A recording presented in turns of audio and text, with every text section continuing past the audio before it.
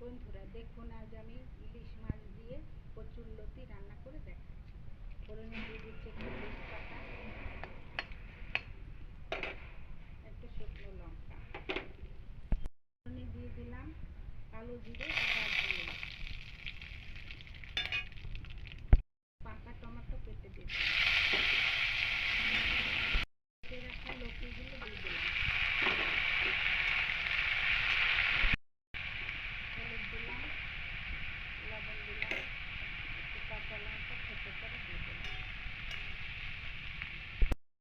একটু জল দিয়ে দিলাম, ভাজা ইলিশ মাছগুলো দিয়ে দিলাম,